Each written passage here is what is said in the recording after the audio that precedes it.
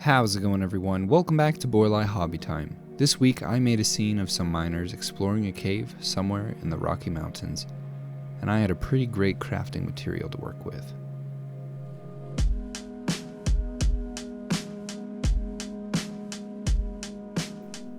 I was talking with my friend Jeremiah the other day, who has a channel called Lights Camera Ants. He suggested I build a diorama using real crystals or geodes, and I thought that was a great idea. So I went to the rock store and I bought some. The first thing I had to figure out was how to suspend the amethyst and organize the pieces to look like a little cave. So I got out some pieces of wood to make a frame. I used a thicker piece for the base and I used two thinner pieces for the back wall. I applied some wood glue to all of the faces that needed some bonding time, and after I had spread out the glue, I squeezed everything together with some clamps. While the glue was drying, I started plotting out the form of this crystal cave. I had two large bowl pieces that I knew would make up the majority of the cave, so I decided on their positioning first. I used hot glue to hold the rocks in place and secured them with either super glue or UV resin to make sure that they were nice and sturdy. I also added a small support to help bear the weight of the upper rock. The weight is spread between the support, the wall, and the other geode.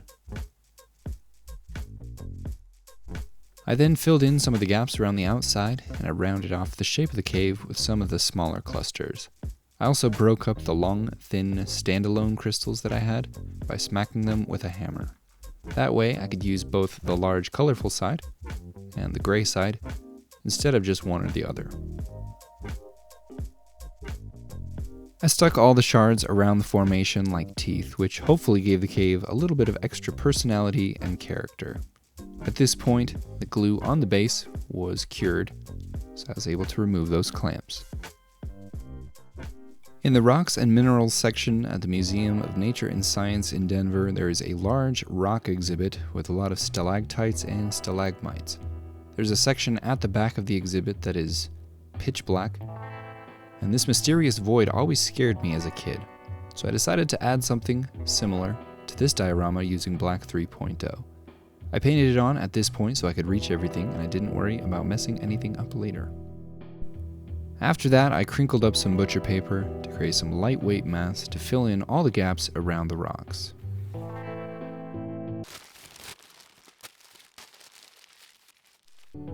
I had quite a bit of fun going to town with all of the paper and stuffing it into all of the gaps. And off camera, I also rounded off the top section of the back wall with my bandsaw. Once I had the paper wads all stuck in place, it was time to add some rocks made in the form of plaster rock shards. These are all leftovers from my train build. I glued the plaster rocks around the amethyst teeth like hard white plaster gums. The step was a little time consuming, but it was quite fun, like putting together a mosaic or a blank puzzle. After that, it was time to repair some of the cracks in this receding plaster gum line with more plaster.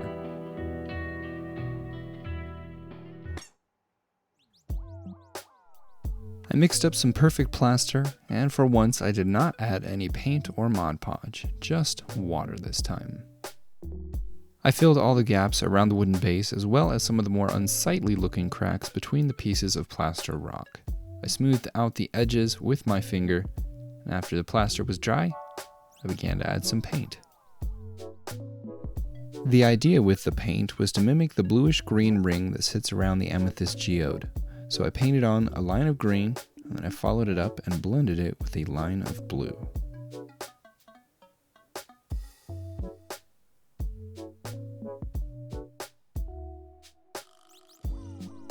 I then gave the rocks a few different colors of dark washes, and I painted up the rest of the white areas with black.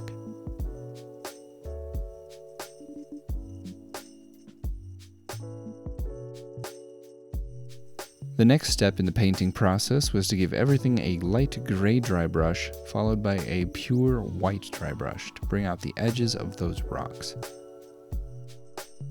I was pretty happy with how that was looking, so it was time to move on to the figures. I wanted one of the miners to have a little lantern to help illuminate the cave for himself and his exploring buddies. I used a tiny LED and I drilled a hole in the guy's hand, and then I passed the wire through it. I glued the wires to the back of his arm, to his back, and I ran them down his leg.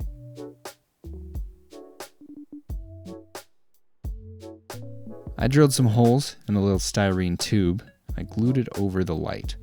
I also added some tiny styrene handles and a little bit of trim at the bottom to complete the little handbag lantern. Then I masked off the little lantern so I didn't ruin it. I got Bojo and his two buddies ready for painting. Which means I took them outside and gave them a zenithal highlight.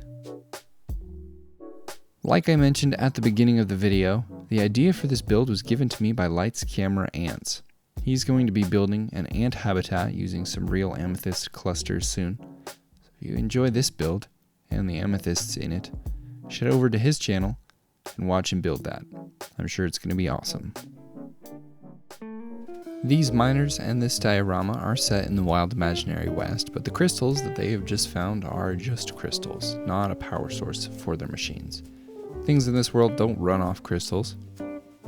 Everything just tends to be bigger, including the amethysts, I guess. After I had painted the miner's lantern to be black, the miners looked like miners, and it was time to move on to the final steps. I drilled a hole in the base and I pulled the lantern wires through using a styrene rod like a little fish stick. It took a little finagling, but after a few tries, and luckily no broken wires, I was able to get them through. After they were through, I connected the wires to a battery pack, but I did that off camera. After that, I glued all three of the miners in place using some super glue, and the very last thing to do, after those were in place, was to call it good.